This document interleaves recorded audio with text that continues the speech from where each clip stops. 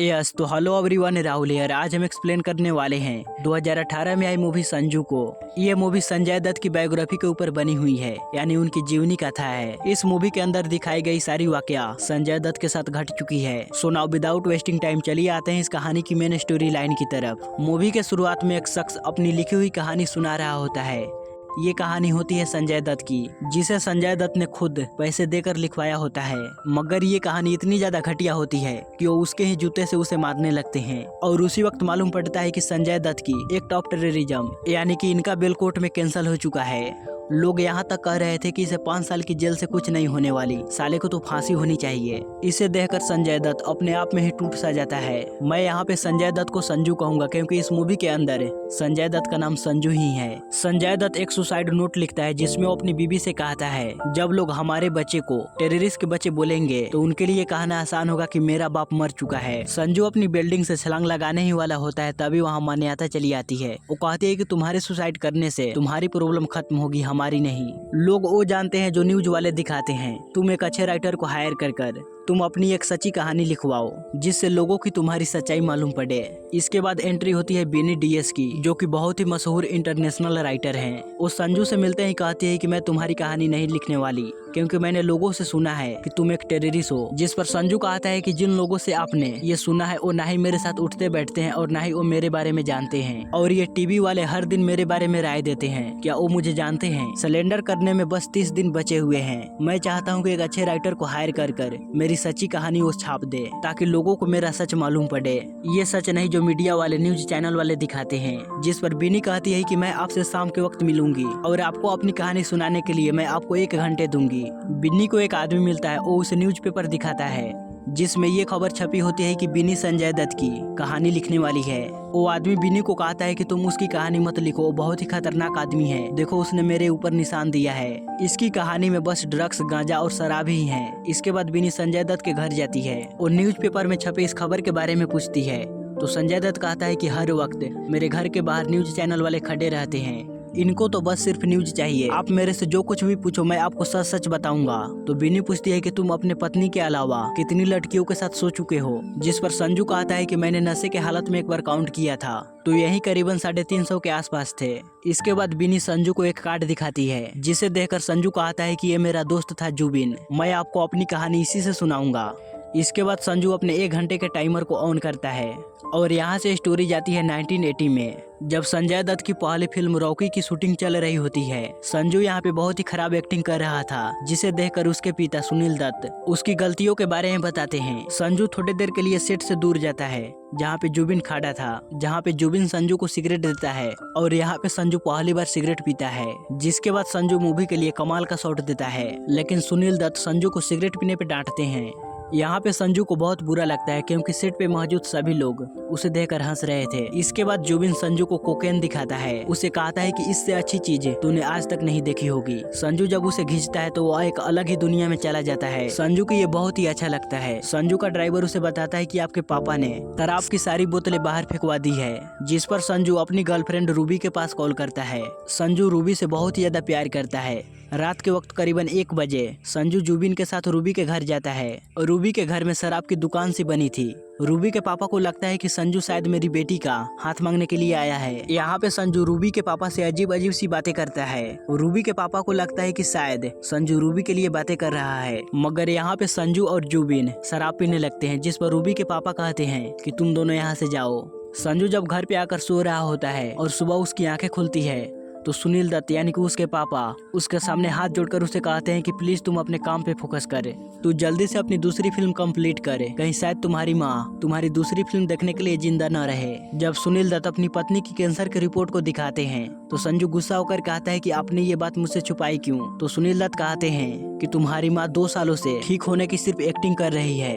मैं कल तेरी माँ को अमेरिका ले जा रहा हूँ इलाज के लिए। उसी वक्त संजू की माँ नरगिस नीचे आती है वो कहती है कि मैं कल अमेरिका जा रही हूँ, मुझे हॉलीवुड से मूवी में काम करने का ऑफर आया है। यानी कि वो अपने बेटे से झूठ बोलती है। इसके बाद संजू बहुत ही ज्यादा रोता है।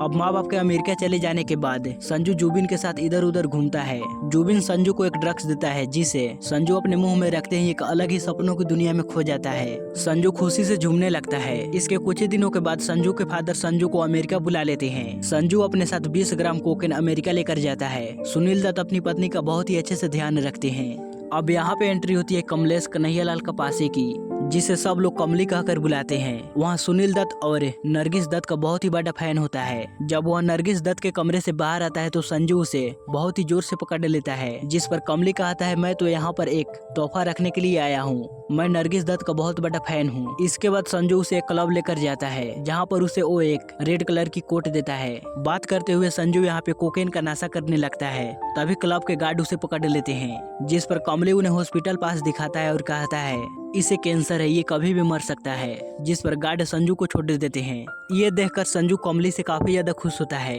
वापस जाते वक्त संजू जब उसे अपना दोस्त कहता है तो कमली कहता है कि मैं ड्रग्स लेने वालों को अपना दोस्त नहीं बनाता। इतना कहकर कमली यहाँ से जाने लगता है, जिस पर संजू कहता है कि अगर मेरा कोई दोस्त ड्रग्स एडिक्ट होता तो मैं उसका साथ तब तक नहीं छोड़ता जब तक वो ड्रग्स को नहीं छोड़ देता। जिस पर कमली संजू को गले लगा लेता है और उसके कोकेन को समुद्र में फेंकवा देता है। अब संजू और कमली बहुत अच्छे दोस्त बन चुके थे। संजू की माँ भी ठीक हो गई थी। संजू कमली को अपने पूरे परिवार से मिलवाता है। घर जाते वक्त संजू की माँ संजू को कहती है कि तुम्हारी दूसरी फिल्म के बाद मैं तुम्हारी शादी रूबी से करा दूंगी। जब संजू रूबी के घर जाता है तो वहाँ पे रूबी का बाप संजू का रूबी की शादी की काट देता है और उसे चर्सी कहकर अपने घर से धक्के मारकर भगा देता है। अब रूबी की शादी किसी दूसरे लड़के के साथ हो रही है। इस वजह से संजू फिर से नशा करना शुरू कर देता है और वह हर वक्त नशे में ही डूबा रहता। संजू रोते हुए कमली के पास कॉल करता है और कहता है कि रूबी शादी कर रही है, प्लीज यार तू कुछ करे। कमली फ्लाइट कराकर मुंबई आता है। वो सीधा रूबी और उसके मंगेतर से जाकर मिलता है। वो रूबी से कहता है कि संजू तुम्हारे लिए बहुत ही मेहनत से अमेरिका से मंगलसूत्र को लाया है। कल मैरिज रजिस्टर ऑफिस में संजू आपका वहाँ पे वेट करेगा। अब अगले दिन मैरिज रजिस्टर ऑफिस में रूबी संजू का इंतजार करती रहती है, लेकिन संजू अपने घर के बाथरूम में एक नया नशा कर रहा होता है। कमली उसे पूछता है कि तू नशा कहाँ से लाया, तुम्हारे सारे पैसे तो मेरे पास है। संजू कहता है कि मैंने वो मंगलसूत्र जुबिन से बेच दिया। तभी वहाँ रूबी भी चली आती है। उसके तो होश ही उड़ जाते हैं संजू को ड्रग्स की नशे में देखकर। वो गुस्से में संजू से पूछती है कि मेरा मंगलसूत्र कहाँ है, जिस पर संजू उसे कमोड का ढक्कन गले में डाल देता है। कहता है कि ले ये है तेरा मंगलसूत्र। वहाँ से जाते वक्त रूबी कमली को कहती है कि तुम संजू को बताना ही नहीं कि मैं यहाँ पे आई थी, नहीं तो वो खुद को माफ नहीं कर पाएगा। इसके बाद कमली नशे की हालत में धुत सुनील दत्त के पास जाता है। सुनील दत्त उसे पूछते हैं कि तुमने नशा क्यों किया, तो कमली कहता है कि मैं आपसे जो बात करने वाला हूँ वो नशे के बगैर नहीं कर सकता। सर आपका जो बेटा है ना, वो चाहे जितना भी कोशिश कर ले मगर वो आप जैसा नहीं बन सकता।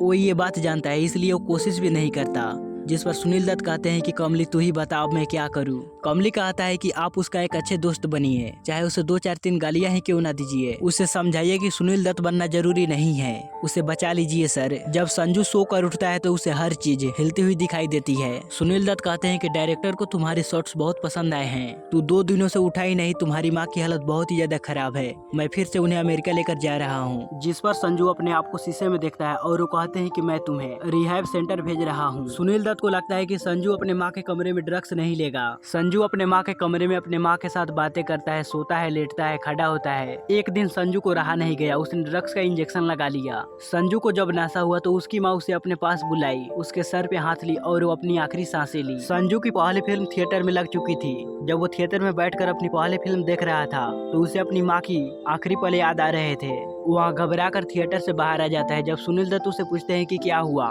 तो संजू कहता है कि उस रात मैंने ड्रग्स लिया था, माँ ने मरने से पहले मेरे सर पे हाथ फेरा था, मगर पता नहीं वो सच था या फिर मेरा इमेजिनेशन था। मुझे ये भी नहीं मालूम कि आप असली हो या फिर मेरा इमेजिनेशन है, बस आप मुझे बचा लो। सुनील दत्त संजू को एक अमेरिका के रिहैब सेंटर में ले जाते हैं। डॉक्टर संजू को ड्रग्स का लिस्ट देता है। संजू ने सारी ड्रग्स ली थी। डॉक्टर पूरी तरह हैरान था कि संजू अब तक जिंदा कैसे है।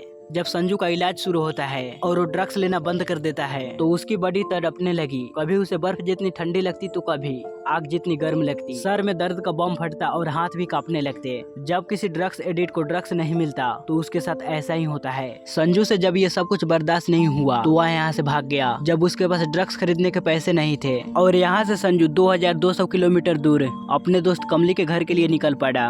तब उसे कपड़ों की अहमियत मालूम पड़ी। जब कपड़े साफ थे तो उसे लिफ्ट मिले और जब कपड़े गंदे हुए तो उसे भीख मिले। आखिरकार जब वो कमली के घर पहुंचता है और उस शराब की बोतल पीने ही वाला होता है तो उसके सामने सुनील दत्त खड़े होते हैं, जिस पर संजू कहता है कि मैंने आपके साथ कभी नहीं पिया, थोड़ा सा पीऊंगा और यहाँ से चला जाऊंगा। सुनील दत्त जब शराब डालते हैं तो संजू पागलों की तरह पीने लगता है। यहाँ पे सुनील दत्त उसे कुछ पैसे भी देते हैं। अब संजू पूरी तरह ड्रग्स छोड़ने का पूरी तरह मन बना लेता है। संजू रिहैब सेंटर अपने वापस चला जाता है। संजू जब वर्कआउट कर रहा होता है और जब पीछे देखता है तो उसे उसकी माँ दिखाई पड़ती है, जिससे संजू के अंदर जोश आ जाता है। अब संजू पूरी तरह अपने बॉडी पे कंट्रोल पा लिया था। 2 साल बाद जब संजू घर जा रहा होता है तो कमली सुनील दत्त को कहता है कि 2 सालों से संजू ने ड्रग्स को हाथ तक नहीं लगाया, अगर वो फिर से ड्रग्स लिया तो वो नहीं बच पाएगा। संजू जब वापस अपने घर आता है तो जुबिन उसके घर के बाहर ही खड़ा होता है।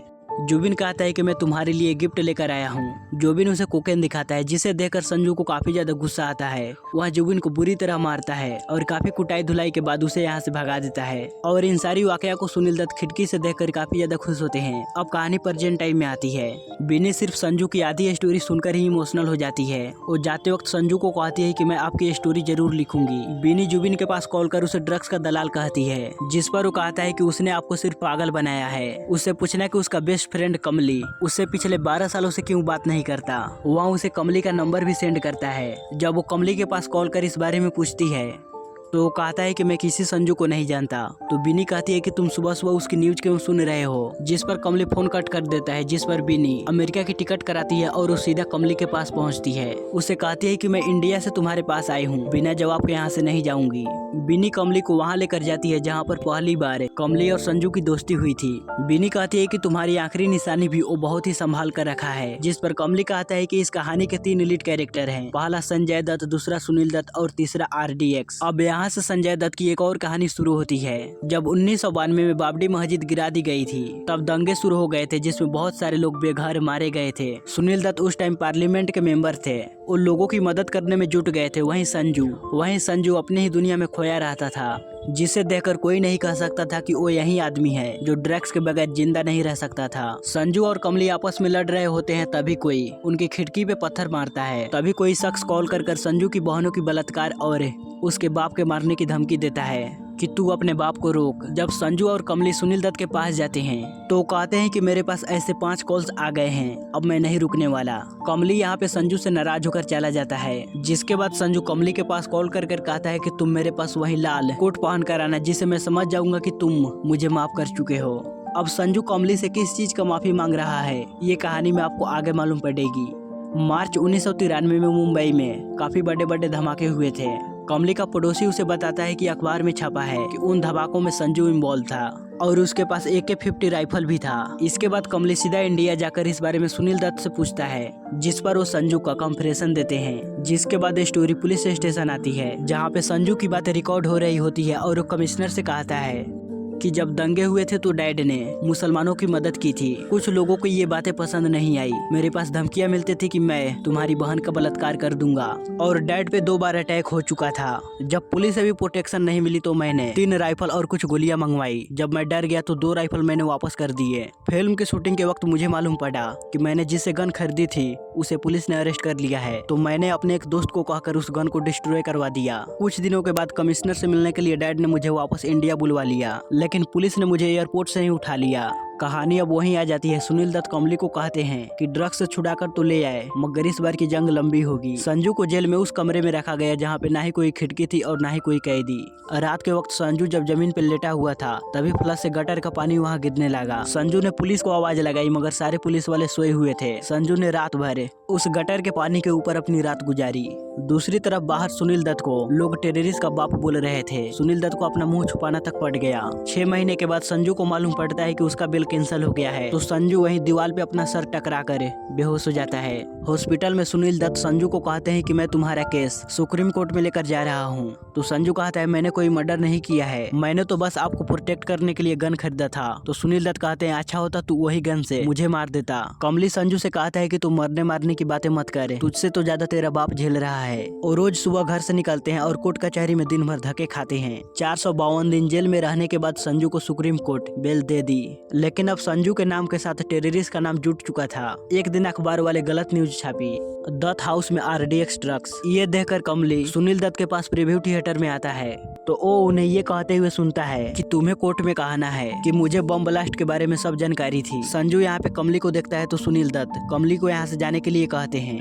अब कमली यहाँ से जाता है और सीधा अपना बैग पैक करने लगता है। संजू जब इस बारे में पूछता है तो कमली कहता है कि अमेरिका में FBI वालों ने मेरे दफ्तर में रेड मारी है। अब इस खबर की वजह से मुझे 2-3 सालों के लिए तुमसे दूर रहना पड़ेगा। जिस पर संजू कहता है कि मैं समझता हूँ, तू अब यहाँ से जा। अब कहानी वापस से प्रेजेंट टाइम में आती है।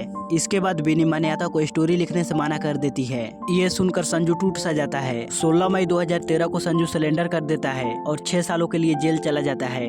1 साल बाद बिनी ने म्यूजियम के ऊपर किताब छापी थी। मान्यता जब इस बारे में पूछती है तो वो कहती है कि म्यूजियम कभी झूठ नहीं बोलती। मान्यता उसे एक रिकॉर्डिंग देती है और कहती है कि तुम इसे सुनने के बाद एक बार संजू से जरूर मिलोगी।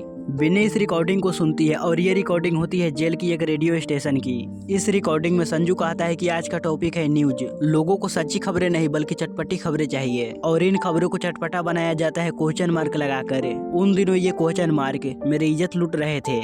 एक दिन डैड न्यूज एडिटर के पास गए जहाँ पर वो कहते हैं कि अगर आपको हमसे प्रॉब्लम है तो आप हमारे ऊपर केस कर सकते हैं। रही बात आपके बेटे की तो उसकी पिछली 12 फिल्में फ्लॉप है। वो इस वक्त जेल में तो है मगर उसका ताल्लुक अंडरवर्ल्ड के डॉन से है। जिस पर सुनील दत्त कहते हैं कि मेरा बेटा बीता हुआ वक्त नहीं है जो लौट कर नहीं आएगा। उनको ये बिल्कुल भी मंजूर नहीं था कि कोई 3rd क्लास एडिटर मेरे बेटे की लाइफ की एंड लिखे। वो संजू को कहते हैं कि अगर तू अंडरवर्ल्ड से दोस्ती करेगा तो न्यूज वाले इस बारे में कहेंगे ना। सुनील दत्त जब उसकी फिल्मों के बारे में पूछते हैं तो संजू कहता है कि मेरे पास कोई भी अच्छी स्क्रिप्ट नहीं आती। वो उन्हें कुछ फिल्मों की स्क्रिप्ट दिखाते हैं। उनमें एक फिल्म था मुन्ना भाई MBBS। संजू को इस मूवी का स्क्रिप्ट काफी पसंद आता है। सुनील दत्त कहते हैं कि तू इस मूवी का अच्छे से तैयारी कर ले क्योंकि इस मूवी के अंदर मैं तुम्हारे बाप का रोल करने वाला हूँ। सुनील दत्त इस फिल्म को बस इसलिए साइन किया था ताकि वो संजू को डिसिप्लिन सिखा सके, लेकिन इस मूवी ने संजू की वाट लगा दी। जब इस मूवी के लास्ट सीन में डायरेक्टर ने कट बोला था तो ना ही संजू ने सुना और ना ही सुनील दत्त ने। उस रात दोनों बाप बेटे सच में रोए थे। अब लोग सुनील दत्त को मुन्ना भाई का बाप कह रहे थे। अब उन्होंने मुंह छुपाना भी बंद कर दिया था। एक इवेंट में संजू ने अपने पापा के लिए स्पीच लिखी थी, लेकिन वहाँ का मैनेजर संजू को कहता है कि आपके ऊपर टेररिस्ट का चार्जेस है, इसलिए आपका स्पीच कैंसिल होगी और आप सबसे पीछे वाले सीट पे जाकर बैठेंगे। अब संजू अपने हाथ में स्पीच लिए सबसे पीछे बैठा रहा। अब घर पे आकर सुनील दत्त संजू को कहते हैं कि बेटे तू घर पे ही अब स्पीच सुना दे, लेकिन संजू गुस्से में आकर रोते हुए अपना स्पीच फाड़ देता है। मगर अगले ही दिन सुनील दत्त की डेथ हो जाती है। ये देखकर संजू अपनी फाड़ी हुई स्पीच वापस से जोड़ता है और अंतिम संस्कार से पहले अपने डैड के पॉकेट में डालता है। अब इसके कुछ ही देर बाद सुप्रीम कोर्ट के जज ने संजू से ये कहा, मैंने तो आपको टेररिस्ट नहीं पाया मगर गन रखने के जुर्म में मैं आपको 6 साल की सजा देता हूँ। यही तो वाकया थी जो सुनील दत्त अपनी जिंदगी में ये सुनना चाहते थे, मगर हर एक न्यूज वालों ने ये छापा। संजय दत्त को ब्लास्ट केस में 6 साल की जेल हो गई। स्टोरी अब वही आती है जहाँ पर संजू कहता है कि आज भी लोग मुझे टेररिस्ट कहते हैं। अब इस रिकॉर्डिंग को सुनने के बाद संजू तुरंत बिनी से मिलने के लिए जाती है। वो कहती है कि मैं कमली से मिली, वो तुमसे इसलिए नाराज है जो प्रीव्यू थिएटर में हुआ, उसी बात को लेकर वो तुमसे मिलना नहीं चाहता। बिनी कहती है कि असल में उस थिएटर में हुआ क्या था, जिस पर संजू कहता है हमारे रेडियो स्टेशन की 88.0 की फ्रीक्वेंसी है। जेल के दीवार के पास आकर गाड़ी खड़ी करना और रेडियो को प्ले करना, साथ में कमली को भी लेकर आना, साले को मैं बताऊंगा। अब 6 जून को बिनी कमली को लेकर उस जेल के दीवार के पास आती है। संजू अपना रेडियो स्टेशन शुरू करता है। कहता है कि आज का टॉपिक है दोस्ती। मेरा एक जिगरी दोस्त था कमली, बहुत अच्छा था मगर वो ड्रग्स का शिकार हो गया। मैं यहाँ पे नशे वाली ड्रग्स की नहीं बल्कि न्यूज वाले ड्रग्स की बात कर रहा हूँ। उन दिनों न्यूज में ये खबर छपी थी, RDS drugs in Dutt house. ये एक झूठी खबर थी। पुलिस, वकील, यहाँ तक कि जज ने भी इस बात की जिक्र नहीं की। मेरे दोस्त को ये भी मालूम नहीं था कि उस खबर के आगे क्वेश्चन मार्क है। कमली उसी वक्त उस पेपर को निकाल कर उस क्वेश्चन मार्क को देखता है। कमली इस क्वेश्चन मार्क को देखकर परेशान हो जाता है। इस खबर ने सुनील दत्त को पूरी तरह तोड़ दिया था। और कुछ कागजात और वकील को लेकर संजू के पास जाते हैं। सुनील दत्त उसे कहते हैं कि तुम्हें कोर्ट में बस ये कहना है कि उस ब्लास्ट के बारे में मुझे सब जानकारी थी। उसी वक्त वहाँ कमली आया था।